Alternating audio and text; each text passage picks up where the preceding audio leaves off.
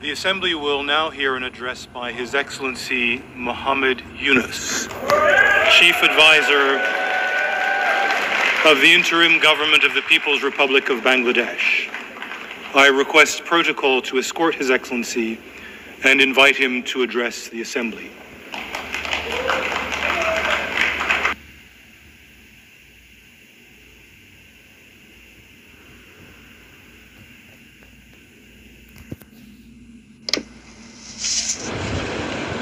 বিসমিল্লাহির-রহমানির-রহিম। মাননীয় সভাপতি, জাতিসংঘের সাধারণ পরিষদের সভাপতি নির্বাচিত হওয়ায় প্রথমেই আপনাকে আন্তরিক অভিনন্দন জানাচ্ছি। আমি আশ্বস্ত করছি যে আপনার এই দায়িত্ব পালনকালে বাংলাদেশ প্রতিনিধি দল আপনাকে পূর্ণাঙ্গ সহযোগিতা প্রদান করবে। জাতিসংঘের ম্যান্ডেটকে সমুন্নত রেখে বৈশ্বিক সংকট সমূহ নিরসনে মহাসচিব অ্যান্টোনিও গুতেরেসের দৃঢ় প্রতিজ্ঞ সাফল্যমণ্ডিত নেতৃত্বের জন্য তাকেও জানাই আন্তরিক সাধুবাদ। সামিট অব দ্য ফিউচার আয়োজনে আমি মহাসচিবের দূরদর্শী ভূমিকার বিশেষ প্রশংসা করছি। সম্মেলনে যে pact for the future and declaration on future generations সর্বসম্মতভাবে গৃহীত হয়েছে, তা এজেন্ডা 2030 পরবর্তী বৈশ্বিক উন্নয়ন কর্মপন্থা নির্ধারণে বিশেষ সহায়ক হবে বলে আমি মনে করি। বাংলাদেশ বিশ্বাস করে যে এই সম্মেলনের অর্জন বৈশ্বিক সমৃদ্ধি অর্জনের জন্য আমাদের সবার অভিপ্রায় ও সহযোগিতা কাঠামো প্রণয়নে দিক নির্দেশক হিসেবে কাজ করবে। এই জুলাই আগস্ট মাসে বাংলাদেশে যে যুগান্তকারী পরিবর্তন সংগঠিত হয়েছে তার প্রেক্ষিতেই আজ আমি বিশ্ব সম্প্রদায়ের এই মহান সংসদে উপস্থিত হতে পেরেছি। আমাদের গণমানুষের, বিশেষ করে তরুণ সমাজের অফুরন্ত শক্তি আমাদের বিদ্যমান রাষ্ট্র কাঠামো ও প্রাতিষ্ঠানিক আয়োজনগুলো আমূল রূপান্তরের এক নতুন সম্ভাবনার দ্বার উন্মোচন করেছে। আমাদের ছাত্র ও যুব সমাজের আন্দোলন প্রথম দিকে মূলত ছিল বৈষম্য বিরোধী আন্দোলন, পর্যায়ক্রমে তা গণ আন্দোলনের রূপ নিয়েছে। এরপর সারা পৃথিবী অবাক বিস্ময়ে দেখেছে কিভাবে সমগ্র বাংলাদেশের মানুষ একনায়কতন্ত্র, নিপীড়ন, বৈষম্য, অবিচার ও দুর্নীতির বিরুদ্ধে রাজপথ ও সামাজিক যোগাযোগের মাধ্যমে দৃঢ়ভাবে রুখে দাঁড়িয়েছিল। আমাদের ছাত্র জনতা তাদের অদম্য সংকল্প ও প্রত্যয়ের মাধ্যমে একটি স্বৈরাচারী ও অগণতান্ত্রিক শাসন ব্যবস্থা থেকে আমাদের মুক্তি এনে দিয়েছে। তাদের এই সংকল্পের মধ্যেই আমাদের দেশের ভবিষ্যৎ নিহিত।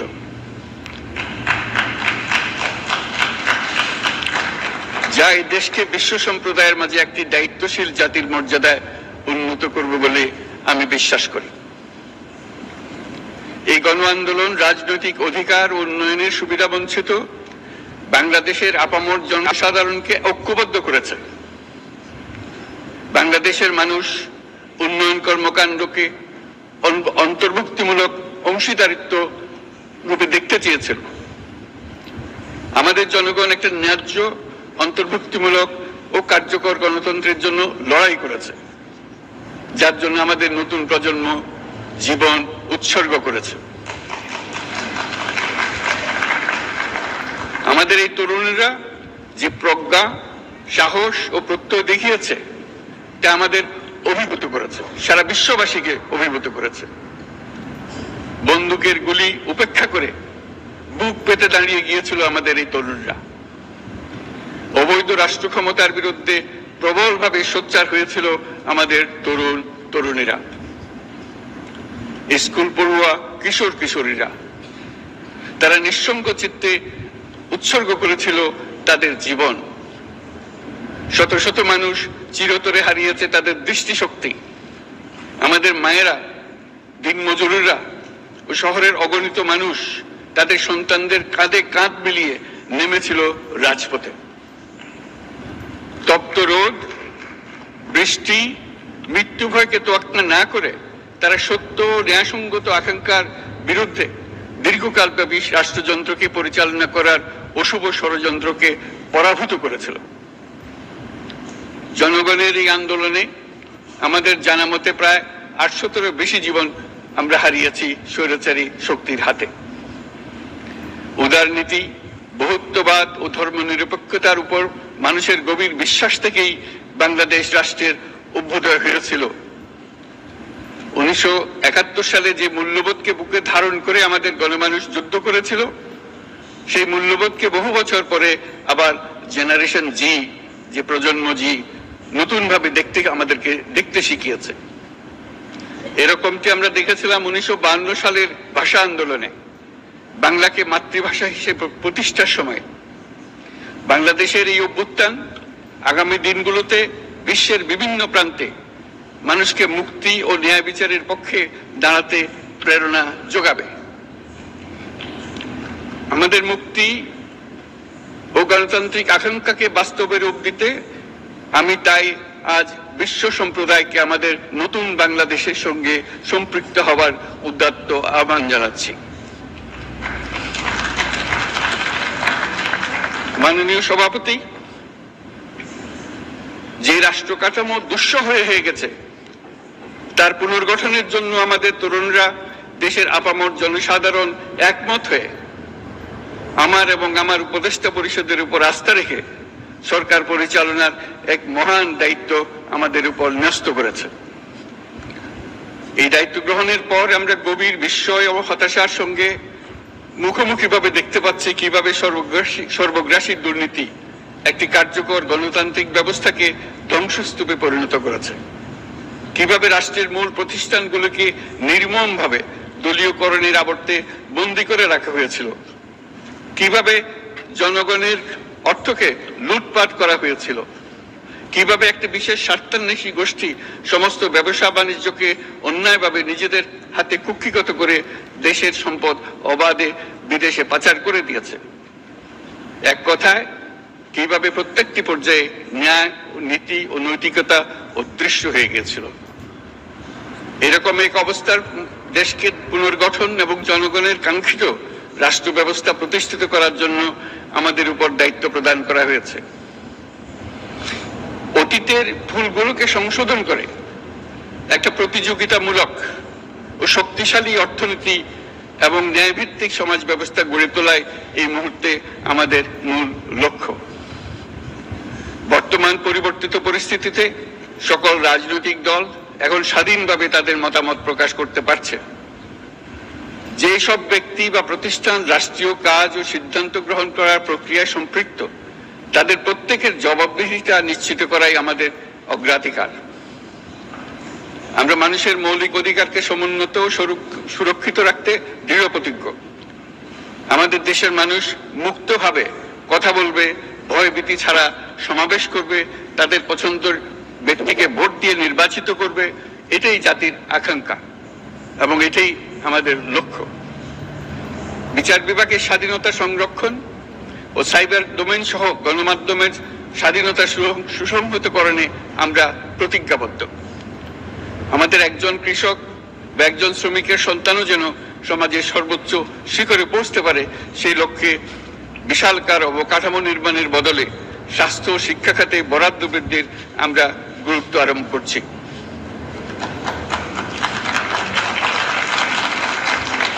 রাষ্ট্র ব্যবস্থার সকল পর্যায়ে সুশাসন ফিরিয়ে আনাই আমাদের অভিষ্ট। বাংলাদেশে যেসব আন্তর্জাতিক, আঞ্চলিক এবং দ্বিপাক্ষিক চুক্তির পক্ষভুক্ত, সেগুলো প্রতিপালনে আমাদের সরকার বদ্ধপরিকর। জাতিসংঘ সহ বহুপাক্ষিক বিশ্ব কাঠামোতে বাংলাদেশের সক্রিয় অংশগ্রহণ ও অবদান অব্যাহত থাকবে।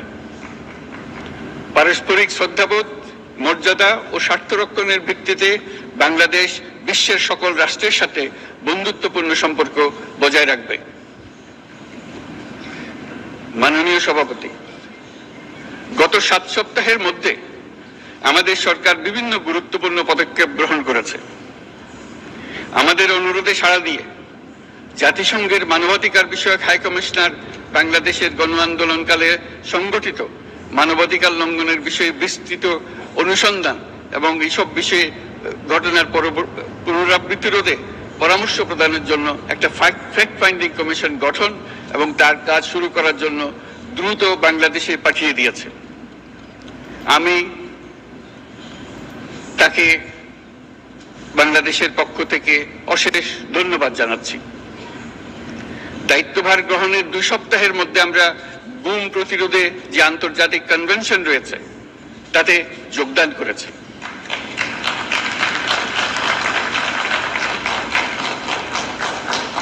এর আশু বাস্তবায়নের জন্য প্রয়োজনীয় দেশীয় আইন ও বিধি প্রণয়নে আমরা এখন প্রক্রিয়া শুরু করেছি। বাংলাদেশে গত 1.5 দশকে যে সমস্ত গুমের অভিযোগ রয়েছে সেগুলো তদন্ত করার জন্য একটি তদন্ত কমিশন এই মুহূর্তে কর্মরত আছে। মানুষের আস্থা, আত্মবিশ্বাস ফিরিয়ে আনতে এবং নির্মম অতীত যেন আর ফিরে না আসে কোনোদিন, সেই জন্য আমরা কিছু সুনির্দিষ্ট খাতে সংস্কারকে অগ্রাধিকার দিয়েছি। সেই লক্ষ্যে আমরা বিদ্যমান নির্বাচন ব্যবস্থা, সংবিধান, বিচার ব্যবস্থা, জনপ্রশাসন, আইন শৃঙ্খলা ব্যবস্থা সংস্কারের জন্য স্বাধীন কমিশন গঠন করেছি। সংবাদপত্র ও গণমাধ্যমের সংস্কারের জন্য পৃথক কমিশন সহ আরো কয়েকটি বিশেষ বিষয়ে কমিশন গঠন প্রক্রিয়াধীন রয়েছে। ব্যবসা বাণিজ্যে অনুকূল পরিবেশ সৃষ্টির লক্ষ্যে আমরা ব্যাংক ও আর্থিক খাতের ব্যাপক সংস্কারের উদ্যোগ গ্রহণ করেছি। কোন বিদেশি ব্যবসা বা বিনিয়োগ যেন ক্ষতিগ্রস্ত না হয় তা নিশ্চিত করতে আমরা বদ্ধপরিকর। এসব সংস্কার যেন টেকসই হয়, দীর্ঘমেয়াদে নিশ্চিত করতে এবং অবাধ ও নিরপেক্ষ অংশগ্রহণপূর্ণ নির্বাচনের জন্য উপযোগী পরিবেশ সৃষ্টি করতে আমরা কাজ করে যাচ্ছি। গণতন্ত্র, আইনের শাসন, সমতা, সমৃদ্ধি অর্জনের মাধ্যমে একটি ন্যায়ভিত্তিক সমাজ হিসেবে আত্মপ্রকাশের অভিপ্রায় বাস্তবায়নে আমি বাংলাদেশের প্রতি আন্তর্জাতিক সম্প্রদায়ের সমর্থন ও গভীরতর সম্পর্ক গঠন করার জন্য আহ্বান জানাচ্ছি।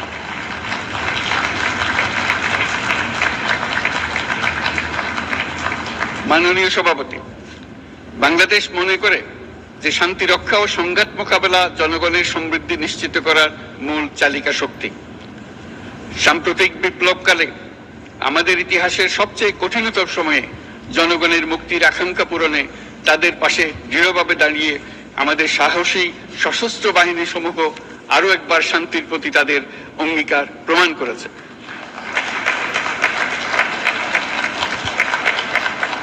এটা সম্ভব হয়েছে শান্তি রক্ষায় আমাদের অঙ্গীকারের কেন্দ্রবিন্দুতে মানবাধিকারকে স্থান দেওয়ার ফলে। জাতিসংঘের পিস বিল্ডিং কমিশনের সূচনা লগ্ন থেকেই শান্তি রক্ষার মতো শান্তি বিনির্মাণেও বাংলাদেশ সমান অঙ্গীকার ব্যক্ত করে এসছে। আমাদের দিনগুলোতে আমরা জাতিসংঘের শান্তি রক্ষা কার্যক্রমে আমাদের মূল্যবোধ ভিত্তিক অবদানের ধারাবাহিকতা রক্ষা, সমুন্নত ও প্রসারিত করতে বদ্ধপরিকর। জাতিসংঘের শান্তি রক্ষা কার্যক্রমে অবদানকারী তৃতীয় বৃহত্তম রাষ্ট্র হিসেবে বাংলাদেশ এখন পর্যন্ত 43টি দেশে 63টি মিশনে শান্তিরক্ষী প্রেরণ করেছে।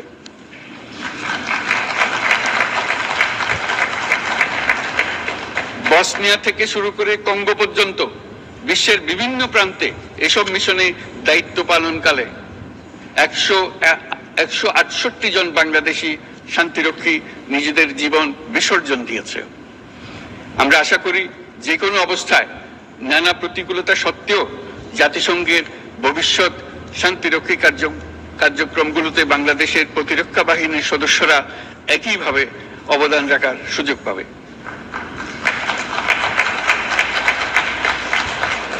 মাননীয় সভাপতি, আমাদের সকলের বাসস্থান এই পৃথিবী বৈশ্বিক অগ্রাধিকারগুলোকে সঠিকভাবে নির্ণয় করতে আগ্রহী।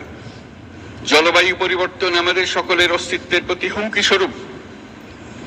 এই গ্রীষ্মে সর্বকালের রেকর্ড ভঙ্গকারী তাপদাহ আমাদের জলবায়ুজনিত পরিবর্তনের কথা স্পষ্টভাবে স্মরণ করিয়ে দিয়েছে।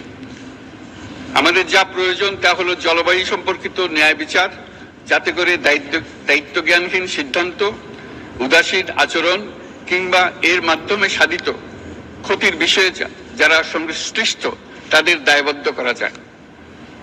জলবায়ু পরিবর্তন জনিত দীর্ঘমেয়াদী প্রভাবগুলো অপূরণীয় ক্ষতির কারণ হয়ে দাঁড়িয়েছে। আমরা জীব বৈচিত্র্য হারিয়ে ফেলছি, প্যাথোজেনের পরিবর্তনের ফলে নতুন রোগ বাড়ছে, কৃষিক্ষেত্রে চাপ বাড়ছে ক্রমাগতভাবে, পানি সম্পদ ঝুঁকিতে ফেলছে আমাদের বাসযোগ্যতাকে, সমুদ্র পৃষ্ঠের উচ্চতা বৃদ্ধি এবং লবণাক্ততা আমাদের ক্ষতি করছে প্রতিনিয়ত। ঘূর্ণিঝড়ের সংখ্যা ও মাত্রা বৃদ্ধির কারণে যে ক্ষতি হচ্ছে তাকে উপেক্ষা করার সুযোগ নেই।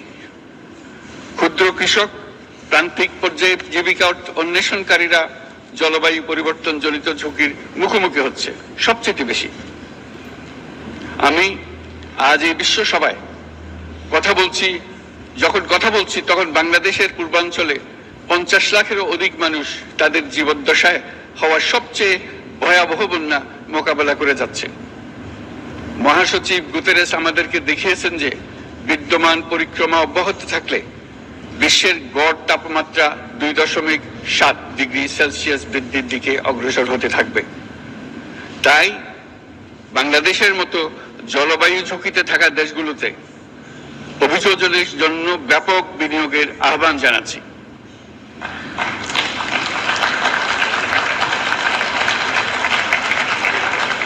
এছাড়াও উদ্ভাবনী শক্তির প্রয়োগ, অতিরিক্ত অর্থায়নের মাধ্যমে লস এন্ড ড্যামেজ ফান্ডকে কার্যকর করা আমাদের জন্য অত্যন্ত গুরুত্বপূর্ণ।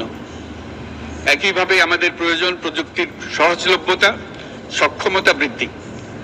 নির্দিষ্ট করে বললে আমাদের দরকার জীবন রক্ষাকারী প্রযুক্তি, বিশেষত কৃষি, পানি এবং জনস্বাস্থ্য খাতে, যেখানে ক্ষুদ্র ক্ষুদ্র উদ্ভাবন এবং সমাধানসমূহ ঝুঁকিতে থাকা জনগোষ্ঠীকে রক্ষা করতে পারে। জলবায়ু সংকটের মোকাবেলা এবং বৈশ্বিক অর্থনীতি সুসংহতকরণে আমাদের যুগপৎভাবে কাজ করতে হবে। বিশ্ব সম্প্রদায় এখন কার্বন মুক্ত পৃথিবী গড়ে তুলতে মনোযোগী হচ্ছে।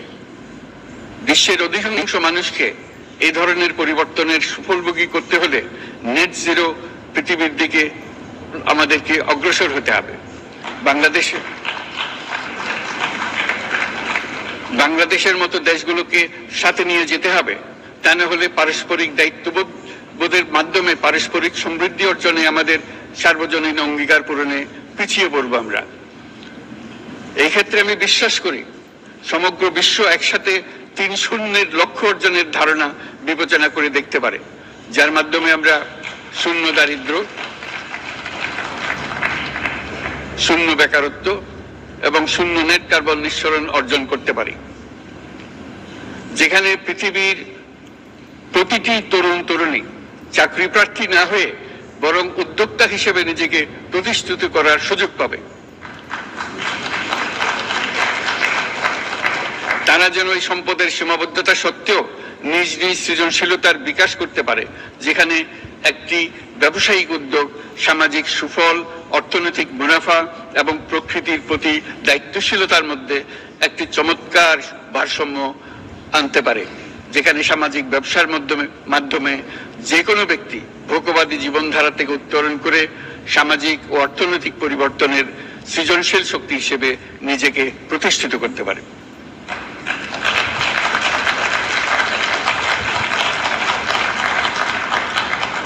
এই সময়ে তাই প্রয়োজন উন্নত উন্নয়নশীল সকল দেশসমূহ এবং বিভিন্ন অংশীদারদের মধ্যে নতুন দৃষ্টিভঙ্গি, নতুন মূল্যবোধ এবং নতুন একতা। সামগ্রিকভাবে এই লক্ষ্য অর্জনে জাতিসংঘ ব্যবস্থা, জাতীয় আঞ্চলিক পর্যায়ে সরকারসমূহ, সকল ব্যবসা প্রতিষ্ঠান, বেসরকারি অংশীজন এবং দাতব্য সংস্থাগুলোকে একসঙ্গে কাজ করতে হবে। আমাদের অর্থনৈতিক কাঠামোতে সামাজিক ব্যবসাকে স্থান দিলেই নিচের অর্ধেকাংশ মানুষের জীবনে তা বিরাট পরিবর্তন আনতে পারে।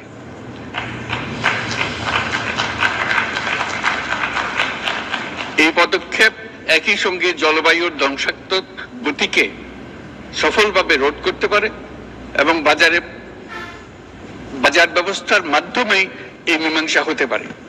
এ বিষয়ে আমি মহাসচিব গুতেরেসের বিশেষ দৃষ্টি আকর্ষণ করছি। মাননীয় সভাপতি, বহুমুখী সংকটে জর্জরিত বর্তমান বিশ্বে যুদ্ধ এবং সংঘাতের ফলে ব্যাপক ভিত্তিতে মানুষের অধিকার খর্ব হচ্ছে। বিশ্ববাসীর উদ্বেগ এবং নিন্দা সত্ত্বেও গাজায় গণহত্যা থামছে না।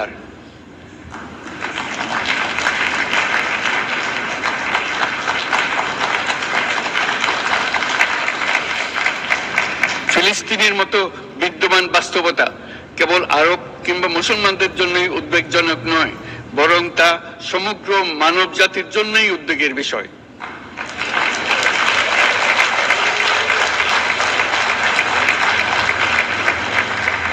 একজন মানুষ হিসেবে প্রত্যেক ফিলিস্তিনির জীবন অমূল্য।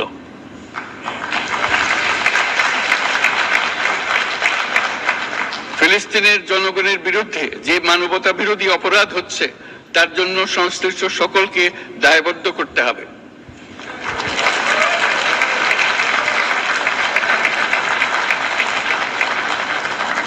ফিলিস্তিনের জনগণের উপর চলমান নৃশংসতা, বিশেষত নারী এবং শিশুদের সাথে প্রতিনিয়ত যে নিষ্ঠুরতা বিশ্ব দেখাচ্ছে, তা থেকে নিস্তারের জন্য বাংলাদেশ অনতিবিলম্বে সম্পূর্ণ যুদ্ধবিরতির আহ্বান জানাচ্ছে।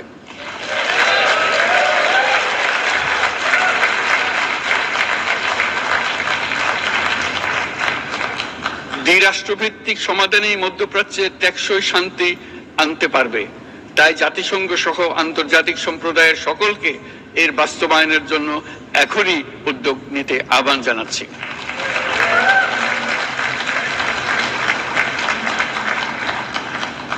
গত 2.5 বছর ধরে ইউক্রেনে চলমান যুদ্ধে বহু মানুষ প্রাণ হারিয়েছে। এই যুদ্ধের প্রভাব সর্বব্যাপী, এমনকি বাংলাদেশের অর্থনীতিতেও এর নেতিবাচক প্রভাব আমরা অনুভব করছি। আমরা তাই উভয় পক্ষকে সংলাপে বসে বিরোধ নিরসনের মাধ্যমে যুদ্ধের অবসান ঘটানোর আহ্বান জানাচ্ছি। মাননীয় সভাপতি, বাংলাদেশ গত 7 বছর যাবৎ মিয়ানমার হতে আগত 12 লাখেরও বেশি রোহিঙ্গাদের মানবিক কারণে আশ্রয় দিয়ে আসছে। এর ফলে আমরা বিরাট সামাজিক, অর্থনৈতিক, পরিবেশগত ক্ষতির সম্মুখীন হচ্ছি। মিয়ানমারের অভ্যন্তরীণ সমস্যা থেকে সৃষ্ট এই সংকট বাংলাদেশ ও আমাদের অঞ্চলের জন্য প্রথাগত ও অপ্রথাগত উভয় ধরনের নিরাপত্তা ঝুঁকির কারণ হয়ে দাঁড়িয়েছে। মিয়ানমার থেকে বাংলাদেশে বলপূর্বক বাস্তুচ্যুত রোহিঙ্গাদের সহায়তা করতে আমরা অঙ্গীকারবদ্ধ। আমরা রোহিঙ্গাদের জন্য মানবিক সহায়তা কার্যক্রম চালু রাখা এবং তাদের টেকসই প্রত্যাবর্তন নিশ্চিত করার উদ্দেশ্যে আন্তর্জাতিক সম্প্রদায়ের পর্যাপ্ত সহায়তা অব্যাহত রাখার আহ্বান জানাচ্ছি। রোহিঙ্গাদের সাথে সংগঠিত হওয়া ব্যাপক ভিত্তিক মানবাধিকার লঙ্ঘনের জন্য আন্তর্জাতিক বিচার আদালত এবং আন্তর্জাতিক অপরাধ আদালতে চলমান বিচার প্রক্রিয়ার মাধ্যমে নিশ্চয়ই প্রত্যাবর্তনের জন্য পরিবেশ সৃষ্টিতে কাজ করতে প্রস্তুত।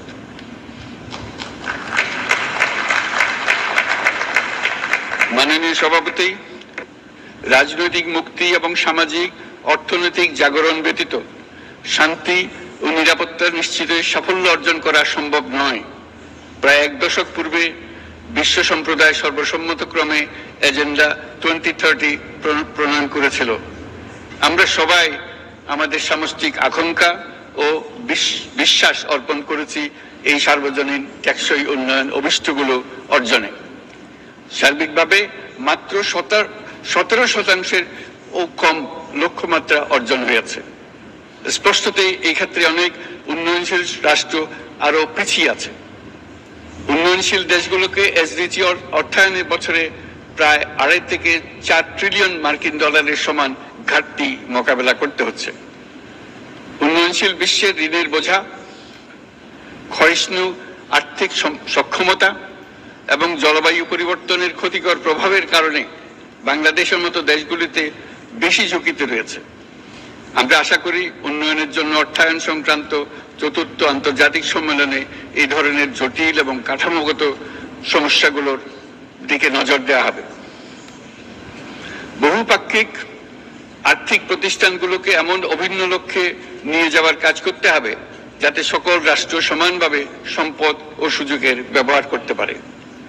তারা নিজেদের কর্মসূচিতে সামাজিক ব্যবসাকে গুরুত্বপূর্ণ ভূমিকা দিতে পারে, যাতে নিম্ন আয়ের দেশগুলোর বাস্তবতাকে বিশেষভাবে মোকাবেলা করা যায়, যা ব্যবসায়ী উদ্যোগ এবং ব্যক্তির সৃজনশীলতাকে উদ্বুদ্ধ করে, যা বঞ্চিত জনগোষ্ঠীকে বিশালভাবে সহায়তা করে। এই ক্ষেত্রে অবৈধ অর্থের প্রবাহ এবং উন্নয়নশীল দেশগুলো থেকে সম্পদ পাচার বন্ধ করা অত্যন্ত আবশ্যক। উন্নয়নশীল দেশগুলো থেকে পাচার হয়ে যাওয়া সম্পদ ফেরত আনার জন্য আন্তর্জাতিক সহযোগিতা জোরদার করতে হবে। আমরা আশা করি কর ফাঁকি রোধে আন্তর্জাতিক কর কনভেনশন অতি শীঘ্রই গৃহীত হবে। মাননীয় সভাপতি, আমরা যে নিবিড়ভাবে সংযুক্ত বিশ্বে বসবাস করছি, সেখানে অভিবাসন এবং মানুষের অবাধ প্রবাহ এক অলঙ্ঘনীয় বাস্তবতা। বাংলাদেশী নাগরিকরা প্রতিনিয়ত বিভিন্ন দেশে অভিবাসী হিসেবে যাচ্ছেন। তারা বিভিন্ন দেশে তাদের কর্মসংস্থানের সন্ধানে আছেন। বিশ্বের বিভিন্ন প্রান্তে এই মুহূর্তে প্রায় 1.5 কোটি প্রবাসী বাংলাদেশী আছেন। সকলের জন্য অভিবাসনের উপযোগিতা নিশ্চিত করতে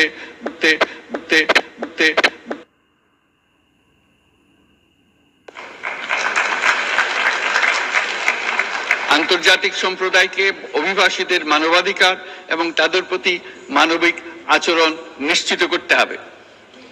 অভিবাসনের উপর 2018 সালে যে গ্লোবাল কম্প্যাক্ট অন মাইগ্রেশন গৃহীত হয়েছে, তার পূর্ণ বাস্তবায়নে বাংলাদেশ প্রতিশ্রুতিবদ্ধ এবং একই সাথে অনিরাপদ অভিবাসন রোধেও আমরা বদ্ধপরিকর। মাননীয় সভাপতি, প্রতি বছর প্রায় 25 লক্ষ তরুণ তরুণী বাংলাদেশের শ্রমবাজারে যুক্ত হচ্ছেন। বাংলাদেশের বিপুল জনশক্তির প্রায় 2/3 তরুণ। এই জনশক্তিকে বর্তমান ও আগামীর জন্য গড়ে তোলা বাংলাদেশের জন্য একটা বড় চ্যালেঞ্জ।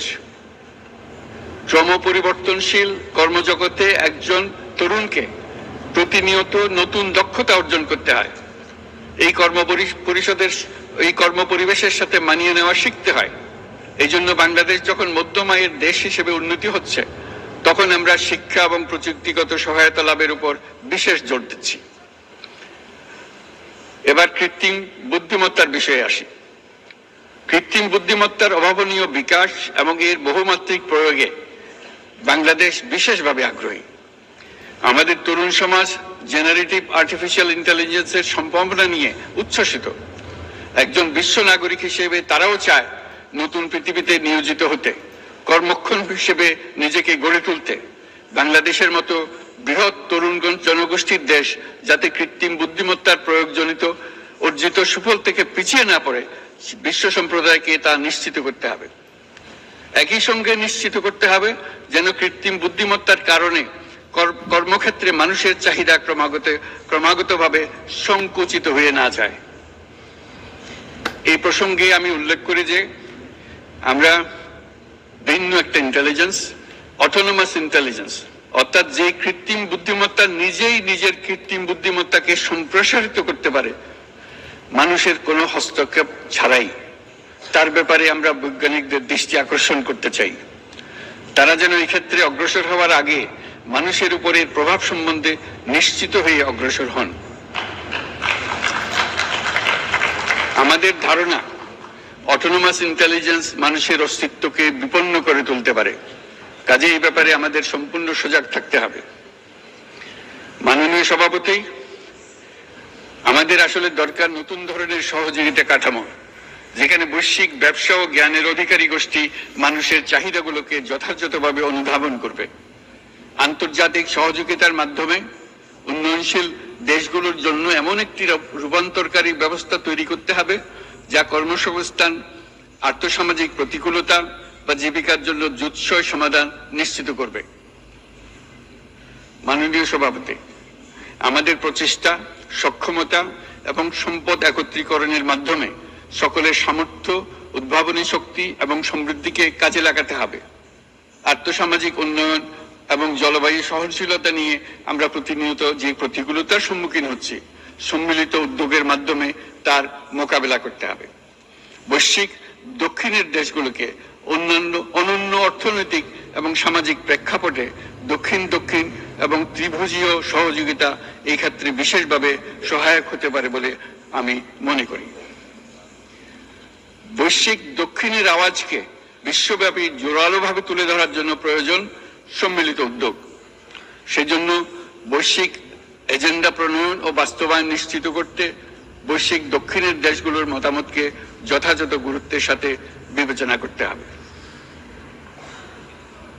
জনাব সভাপতি,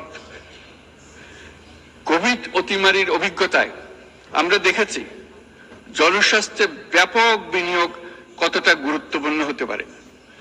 বিশ্ব স্বাস্থ্য সংস্থায় বৈশ্বিক অতিমারি চুক্তির চলমান আলোচনায় বাংলাদেশ নেতৃত্ব প্রদান করে চলেছে। আমরা চাই কার্যকর আন্তর্জাতিক সহযোগিতা, জনস্বাস্থ্য ব্যবস্থায় অর্থায়ন, প্রযুক্তি হস্তান্তর, গবেষণা ও উন্নয়ন, ভ্যাকসিন থেরাপিউটিক্সের উৎপাদন বহুমুখীকরণ এবং সকল ভ্যাকসিনকে মেধাস্বত্ব অধিকার মুক্ত ঘোষণা করার ব্যাপারে ঐক্যমত্য গঠন। অসংক্রামক রোগসমূহের বিরুদ্ধে লড়াইয়ে এই বিষয়গুলি অত্যন্ত গুরুত্বপূর্ণ। জনাব সভাপতি, এবছর আমরা জাতিসংঘের সাথে বাংলাদেশের অংশীদারিত্বের সুবর্ণ জয়ন্তী উদযাপন করছি। গত 50 বছর ছিল আমাদের জন্য একটা পারস্পরিক শিক্ষণীয় সম্মিলিত যাত্রা। সীমিত উপায়ে বাংলাদেশ বৈশ্বিক শান্তি ও নিরাপত্তা, ন্যায়, সমতা, মানবাধিকার প্রতিষ্ঠায় ধারাবাহিকভাবে অবদান রেখে আসছে। আমাদের সমন্বিত প্রয়াসের পেছনে আছে সত্যিকার অর্থে একটি নিয়মভিত্তিক বৈশ্বিক ব্যবস্থা গড়ে তোলা। এই প্রসঙ্গে উদাহরণ হিসেবে আমি স্মরণ করছি 1999 সালে জাতিসংঘ সাধারণ পরিষদে ক্ষুদ্র ঋণের উপর গৃহীত রেজুলেশনের কথা। সেই সময় জাতিসংঘ 2005 সালকে ইয়ার অফ মাইক্রোক্রেডিট ঘোষণা করেছিল, যার ফলে ক্ষুদ্র ঋণ বিশ্বব্যাপী সম্প্রসারিত হবার সুযোগ পেয়েছিল। একই সময়ে বাংলাদেশের উদ্যোগে গঠিত হয়েছিল ফ্রেন্ডস অফ মাইক্রোক্রেডিট। 2001 সাল থেকে সাধারণ পরিষদে কালচার অফ পিস সংক্রান্ত বাৎসরিক যে রেজলিউশন গৃহীত হয়ে আসছে, বা নিরাপত্তা পরিষদে নারী, শান্তি ও নিরাপত্তা সংক্রান্ত যে 1325 নম্বর রেজলিউশন গৃহীত হয়েছিল, তা বাংলাদেশের বিশ্বজনীন উদ্যোগগুলোর প্রতিফলন এবং অবদান। মাননীয় সভাপতি, আজ এই মহান বিশ্ব সভায় বিশ্ব নেতৃবৃন্দের উপস্থিতিতে প্রতিধ্বনিত হচ্ছে শান্তি, নিরাপত্তা, ন্যায় বিচার প্রতিষ্ঠা এবং সম্পদের সুষম বন্টনের মাধ্যমে সকলের অন্তর্ভুক্তি নিশ্চিত করার আহ্বান। সদস্য রাষ্ট্র হিসেবে আমাদের প্রত্যেককে আজ গভীরভাবে অনুধাবন করতে হবে কিভাবে আমরা নারী, পুরুষ সকলের জন্য ও আগামীর দিনগুলোতে উদ্যোক্তা হবার সমান সুযোগ সৃষ্টি এবং তাদের ক্ষমতায়ন নিশ্চিত করতে পারি। সকল বৈশ্বিক সমস্যার সমাধানের জন্য আমাদের সবার হাতে যথেষ্ট সক্ষমতা, সম্পদ এবং উপায় রয়েছে। আসুন আমরা জাতীয় বা আন্তর্জাতিক যেসব প্রতিশ্রুতি দিয়েছি তা বাস্তবায়ন করি এবং অর্থনৈতিক ক্ষেত্রে সামাজিক ব্যবসার ধারণা প্রতিষ্ঠিত করে সকল প্রকার বৈষম্য, অসমতার অবসানে ঐক্যবদ্ধভাবে আমরা কাজ করি। বাংলাদেশের তরুণরা প্রমাণ করেছে যে মানুষের স্বাধীনতা, মর্যাদা ও অধিকার সমুন্নত রাখার অভিপ্রায় কোনো উচ্চাভিলাষ নয়, বরং এটা সকলের নিশ্চিত প্রাপ্য। আজ এই মহান সমাবেশে আপনাদের উপস্থিতিতে শান্তি, সমৃদ্ধি ও ন্যায় বিচার নিশ্চিত করতে আন্তর্জাতিক, আঞ্চলিক এবং জাতীয় পর্যায়ে বাংলাদেশে তার ভূমিকাকে ক্রমাগতভাবে জোরদার করার নিশ্চয়তা দিচ্ছে। আজ আপনাদের সবাইকে শুভেচ্ছা জানাচ্ছি, ধন্যবাদ জানাচ্ছি।